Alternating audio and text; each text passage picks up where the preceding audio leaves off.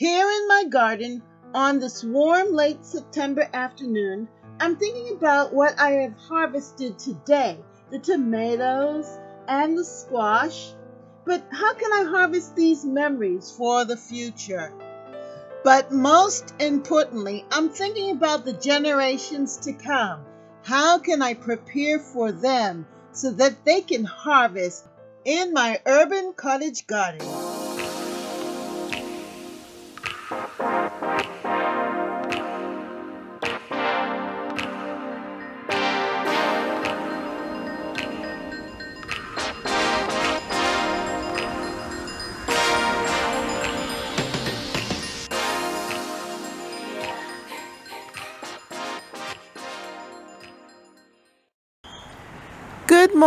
Good morning, and welcome to Catherine's Garden. I just had to stop and look at the beets. They're growing so well. Look at the beautiful colors. I love the beet colors.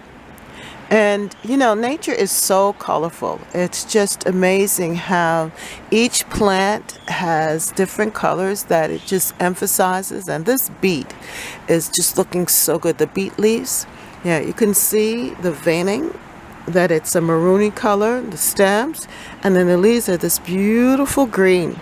And then it's totally different, the shape, from the carrots. Yeah, and they're coming up so well in this bowl. I am very pleased with this. And then also I wanted to show you what has been happening in my backyard.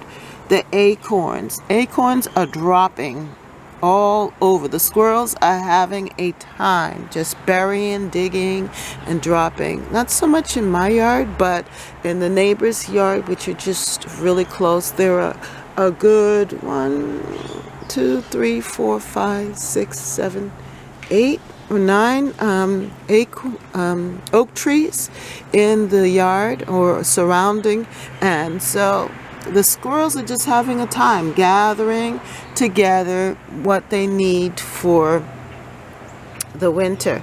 And then here, these are my nasturtium seeds that are dropping off of my nasturtium plant. So soon I'll be gathering those seeds from the plant. Let me just show you what plant I'm talking about. This one here has its lone nasturtium. And you see this? This is the seed. And the seeds are just dropping. Look at that. All in here. So soon I'm going to just gather the seeds and put them away and plant them for next year. The garden is just looking really, really pretty.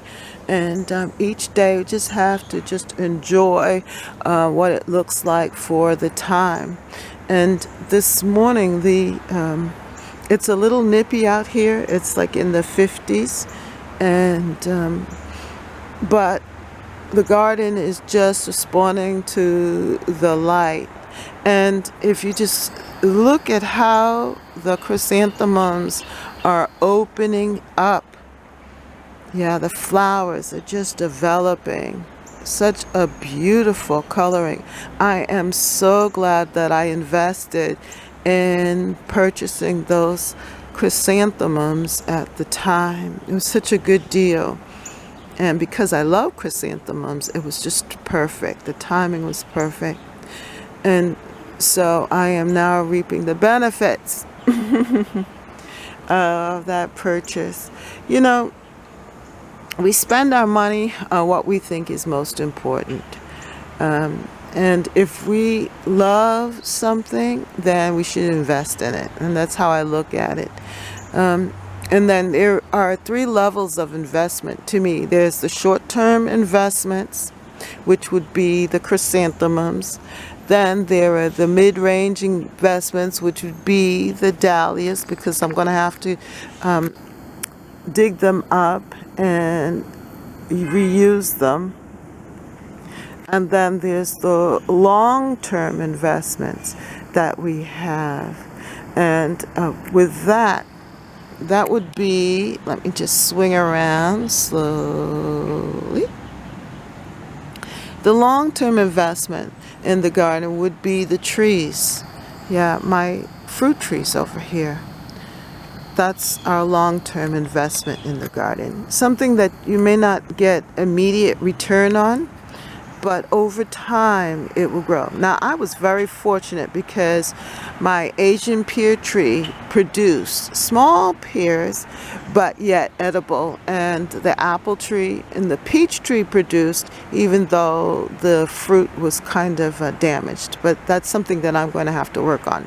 But it is for future benefits. I know that in the next 3 to 5 years that I will get a great harvest from them. And that's the same for the plum trees as well as the other fruit trees.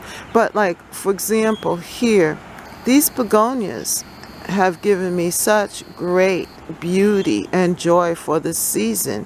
But then this, the other tuberous begonias, that's the mid-range investment, midterm investment. And if I do my due diligence and dig up those tubers and put them away, then it has value. It will continue to bring me joy for years to come.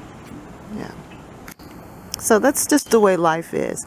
And I believe in all of it. I believe that we need to have our short-term investments, our mid-range investments, and also our long-term investments. Because the short-term investments, they give us immediate joy and satisfaction. And I think we need that in the garden.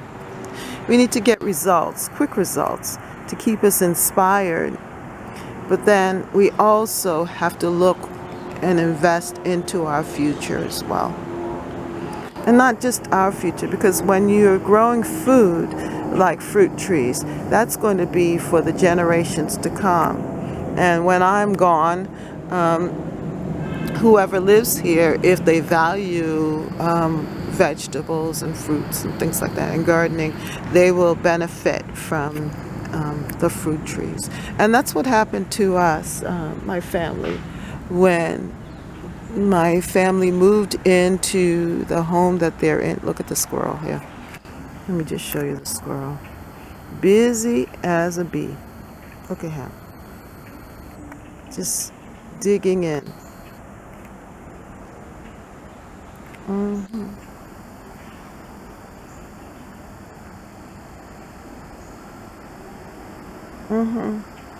Just busy as ever, digging in those acorns. Yeah, and the birds. Yeah, they're all busy, and you can hear the dropping of the acorns. I was a little distracted there. Yeah, but what I'm saying to you is that my family, when they moved into our home, my childhood home where we had the pear tree, the thing is that that pear tree was there before we got there, and also the plum tree. But we then ended up benefiting from that investment that was made at the time by the people that lived there. So here's my carrots that are coming up really well in this pot, and then also the cucumbers. They're getting a little powdery mildew, but overall they're doing very, very well, and I am pleased with the pots. Yeah. This angel trumpet tree was an investment, and yes, it costed a little bit of money. However, I just love the beauty of it, and it has satisfied me so much that I really am willing to take the time to take care of it and to see it thrive. As I went out today, now about 3 o'clock in the afternoon, and that is what it looks like.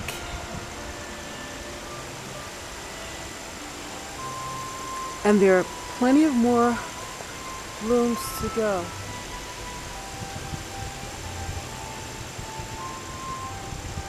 This is very exciting.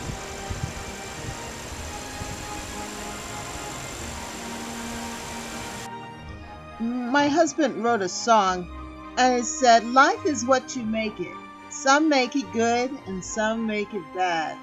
And we want to make sure that we are making it good for ourselves, but not just for ourselves, but also for our future and for our generations to come. our grandchildren, and friends and family that, yes, no matter what should happen, there is a way that we can feed our families and we can feed ourselves good food, nutritious food, food that will benefit us and help us to be strong and healthy as we move into a new time and a new era. So I'm thankful for this present moment. I'm thankful that I can sit here on my deck and enjoy the sun this warm September afternoon. But yet I'm also glad that I am planning for my future. What are your thoughts about investing for the future in the garden? Leave your comments down below. Are you collecting seeds, planting fruit trees, gathering, having discussions, joining other gardeners? What are you doing and how are you preparing for the future? Thank you so much for watching and have a wonderful day.